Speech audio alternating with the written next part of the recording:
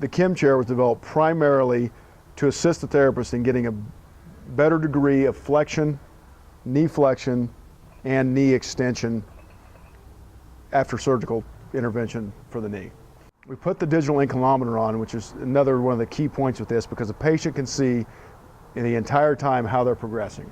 So when they're in pain and you're trying to measure them with the plastic goniometer, they can't tell where they're at. They can see when they're doing it themselves, and they can see that ankleometer reading moving. And I want the patient to get to 130, and it's 127, and they're in pain, and 128. Okay, I'm almost there. 129, 130. Now they're there. They can see. They can get that constant feedback. I bring her knee forward, and as it starts to get stiff and sore, she's going to really start to squirm and move. She's going to slide straight away from me. She's going to do just like this, and I'm not truly getting knee flexion. And to try to measure from this direction is equally hard, because I'm having a hard time getting on the right, and she's moving, and I'm trying to hold it and read it and stretch her at the same time. It's difficult to get a very accurate and a very reproducible number. Coming off an ACL surgery, you can see Mo is a tightly bound, thickly muscled individual, and he had a terrible triad: ACL, MCL, medial meniscus.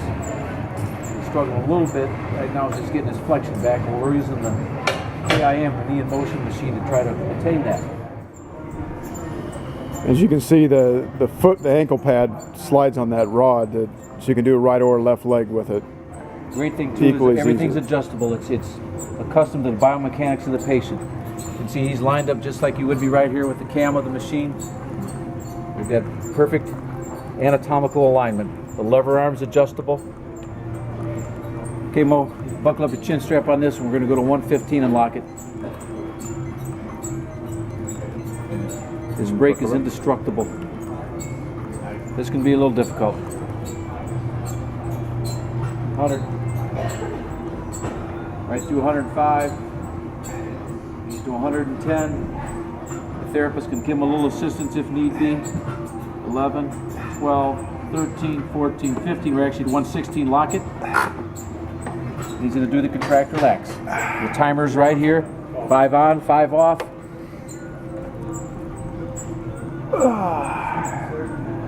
5 on, 2, 4, 5 off. Reciprocal inhibition allows his knee to go back a little bit further. So then I'm sure, depending on the patient, then you can adjust these protocols however. Yeah, this is just one protocol. Every day we'll do something a little different with them when we do it. So whatever particular needs you may have, you can kind of mix and match it up a little bit.